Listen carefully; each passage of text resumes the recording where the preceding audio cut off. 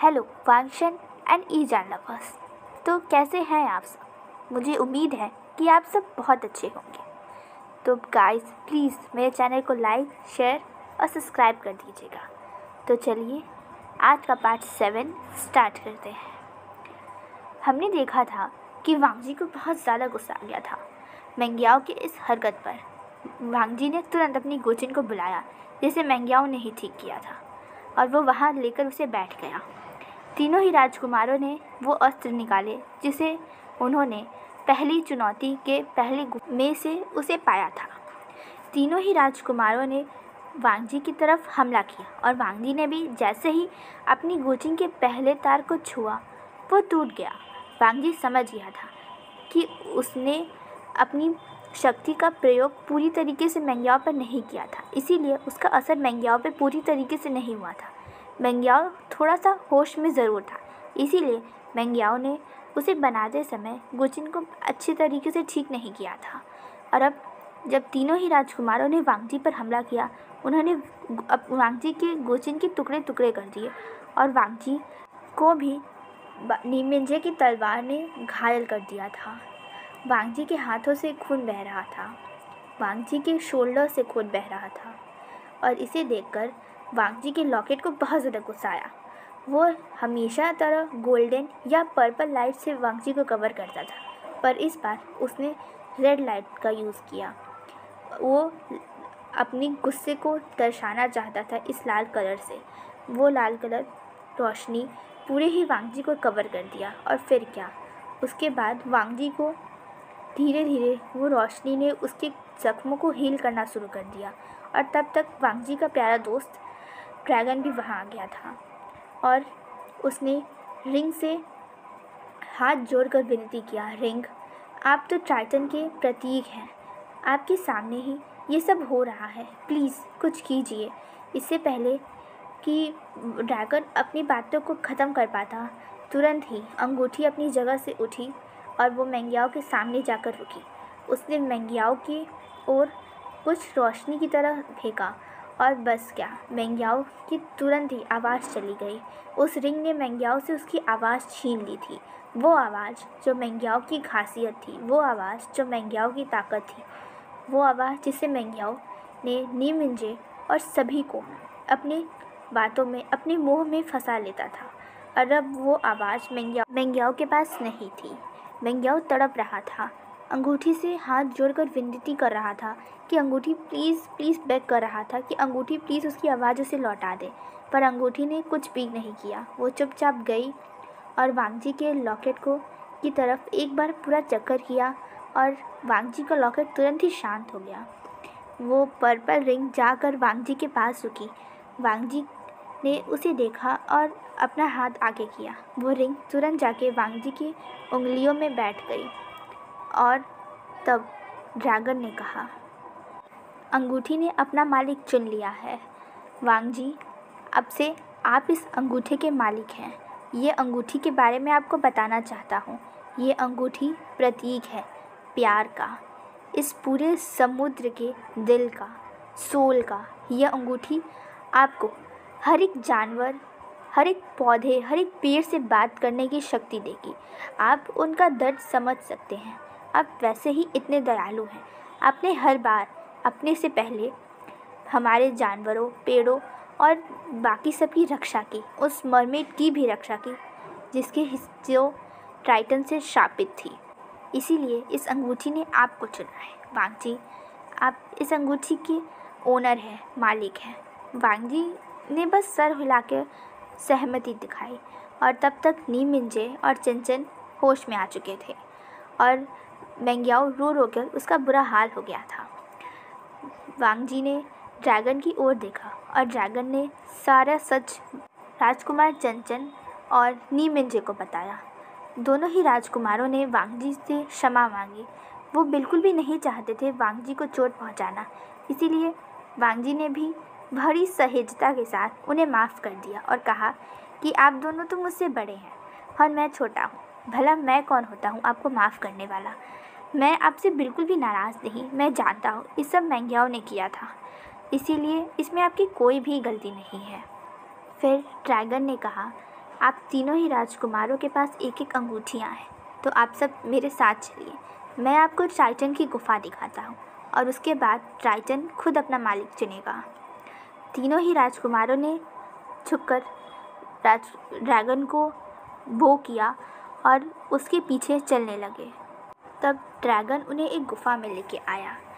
तीनों ही राजकुमारों ने देखा कि वहाँ पे एक बहुत बड़ी गुफा है जिसके अंदर लावा बह रहा है, पर एक तरफ नदी भी बह रही थी, एक झरना, और उस झरने के अंदर ट्राइटन था, symbol of god, sea god, the power of sea god. उसकी शक्ति की वजह से उस लावा में भी नदी बह रही थी, झरना बह रहा था। इसे देख वांग जी ने और तीनों ही वांग जी के साथ साथ दोनों ही राजकुमारों ने ट्राइटन को के सामने बो किया और उसे प्रणाम किया, और ट्राइटन ने भी उसका मानो प्रणाम स्वीकार किया। और तब ड्रैगन ने भी उस ट्राइटन के आगे अपना सिर झुकाया। ड्रैगन ने कहा, आप तीनों के पास ही अंगूठियाँ हैं, तो बताइए राजकुमार, पहले आप में से कौन जाकर ट्राइटन को उठाने का प्रयास करना चाहता है। चंचन और नी मिंजे दोनों ही इसके लिए बहुत ज़्यादा ही उत्साहित थे। चंचन ने कहा, पहले मैं। तो नी मिंजे ने भी कोई हट नहीं किया। जैसे ही चंचन ट्राइटन के पास गया, ट्राइटन को उसने उठाया, उसने उसे पकड़ा, पर शायद ट्राइटन नहीं चाहता था कि चंचन उसका मास्टर बने। चंचन के अथाह प्रयास, बहुत सारी कोशिश करने के बाद भी वो ट्राइटन को हिला तक नहीं पाया, उसे कुछ भी नहीं कर पाया, और फिर हार मानकर वो वापस आ गया।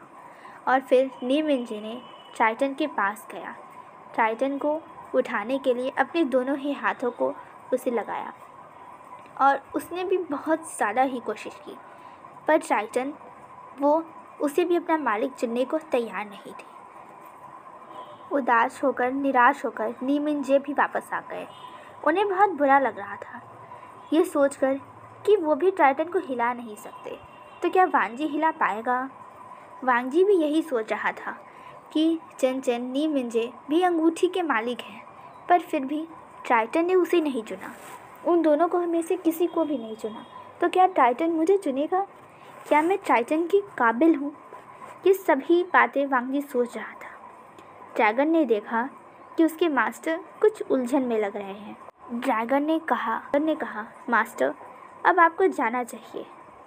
वांग जी अपनी सपनों की दुनिया से बाहर आया और ट्राइटन की ओर चलने लगा। वो सोच रहा था, क्या मैं इसे उठा पाऊँगा। तभी वांग जी ट्राइटन के सामने आ गया। उसने ट्राइटन को उठाने से पहले उसे बो किया, क्योंकि ट्राइटन सी गॉड का टूल है, स्पिरिचुअल वेपन है, और वो सब मरमेड्स, मरमैन सी गॉड की पूजा करते हैं, सी गॉड है वो उसके लिए। इसीलिए उसने पहले ट्राइटन को झुककर प्रणाम किया। उसके बाद अपने मन में पूछा सी गॉड से, सी गॉड, क्या मैं आपकी ट्राइटन को उठा सकता हूँ, क्या मुझे अनुमति है।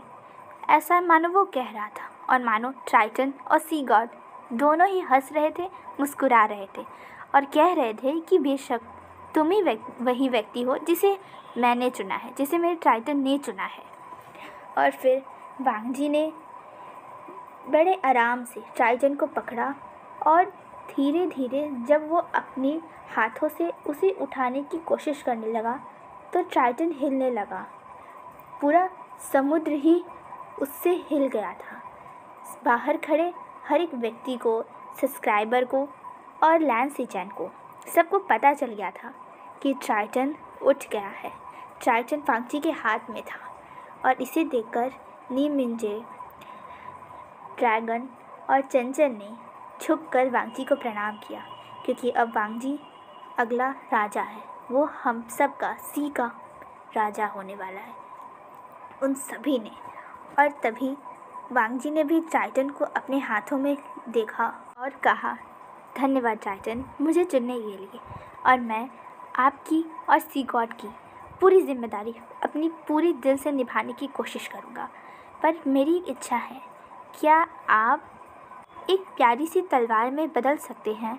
वो क्या है ना, मुझे हमेशा से ही एक तलवार चाहिए था जो कि बहुत ज़्यादा शक्तिशाली हो, और जैसा कि मैं जानता हूँ ट्राइटन कोई भी अस्त्र का रूप ले सकता है, तो क्या आप मेरे लिए एक अस्त्र, एक तलवार के रूप में बदल सकते हैं ट्राइटन? और इस पर ट्राइटन ने भी सहमति दिखाई और ट्राइटन वांगजी के हाथ में चमकने लगा अपनी पूरी शान से, पूरी गुफा के वो कवर करते हुए, और ट्राइटन बदल गया एक बहुत ही खूबसूरत तलवार में। उसने वांगजी के हाथ में वापस आया और वांगजी ने उसे पकड़ा और फिर वांगजी ने कहा, बिचन बिचन बिचन। ऐसे शब्दों की पूरी गुफा में, समुद्र में घोषणा हुई, मानो ट्राइटन ने भी अपना नाम स्वीकार कर लिया था, बिचन। बिचन यानी प्योर, इनोसेंट। बिचन शान से वांगजी के हाथ में चमक रही थी। ड्रैगन ने भी वांगजी को के सामने झुका और कहा, माय लॉर्ड, आपको अब चलना चाहिए इस गुफा के बाहर।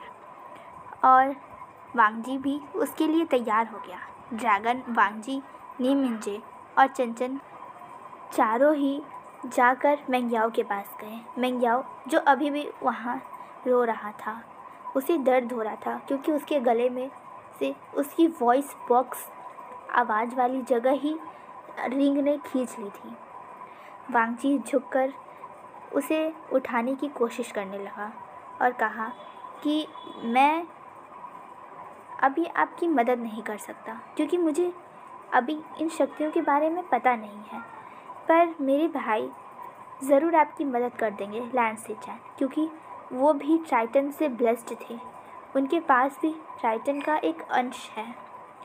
तब मेंगयाओ ने वांगजी की तरफ देखा और उसके सामने बो किया, रिस्पेक्ट के साथ बो किया, क्योंकि मेंगयाओ समझ गया था आखिर ट्राइटन ने वांगजी को ही क्यों चुना। वांगजी प्योर था, इनोसेंस था, उसके दिल में किसी को भी चोट पहुंचाने के लिए कोई भी फीलिंग्स नहीं थी। तुरंत ही मेंगयाओ वांगजी के साथ ड्रैगन के पीछे पीछे चलने लगा। ड्रैगन ने भी चारों राजकुमारों को बाहर गुफा के एंट्रेंस पर रख दिया और अपने मास्टर से कहा, मास्टर वांगजी, आपको जब भी मेरी ज़रूरत हो आप मुझे बुला लीजिएगा, मैं हमेशा यही रहूँगा। आप जब राजा बनेंगे तब मैं आपके राजमहल में रहने आऊँगा, पर तब तक यही मेरा घर है। वांगजी ने भी इस पर सहमति दिखाई और वांगजी जानता था कि ड्रैगन को ये गुफा बहुत पसंद है, इसीलिए वांगजी चाहता था कि वो अपने घर को कभी ना छोड़े। अगर ड्रैगन चाहे तो वो हमेशा यहीं रह सकता है, पर वांगजी ने ऐसा नहीं कहा क्योंकि वांगजी जानता था कि जहाँ ट्राइटन रहेगा वहीं ड्रैगन रहेगा, क्योंकि ट्राइटन और ड्रैगन दोनों ही एक दूसरे से जुड़े हुए हैं।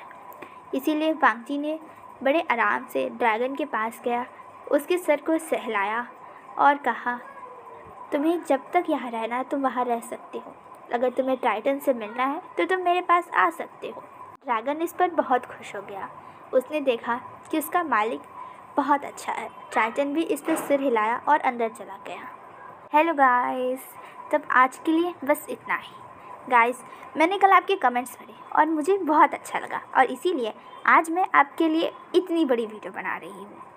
वैसे तो मैं इसे बड़ी बनाना चाहती थी पर यह संभव नहीं है यूट्यूब पॉलिसीज़ की वजह से, पर कोई नहीं, आपके प्यार के साथ मैं जल्दी ही और बड़ी वीडियोस बनाऊंगी। तो अब हम लोग कल देखेंगे कि अब वांगजी क्या करता है। अब वो राजा बन चुका है तो अब वो कैसे हमारे प्यारे से विंग के लिए ऊपर धरती पर जाएगा, सरफेस पे जाएगा और क्या होता है। तब तक के लिए guys, stay tune, be happy and yes guys, always love Yijan and Wangshen and also do not forget to subscribe, like and comment. और हाँ गाइस, आप जल्दी से जल्दी मेरे सब्सक्राइबर्स और मेरी लाइक्स बढ़ाइए और मैं आपके लिए ऐसी ही बड़ी बड़ी वीडियोस बनाऊंगी। और हाँ गाइस, अगर आपको लगता है कि मुझे और अच्छी वीडियोस बनानी चाहिए या कुछ कमी होगी तो मुझे ज़रूर बताइएगा। And thank you for listening me and watching my videos. Bye guys.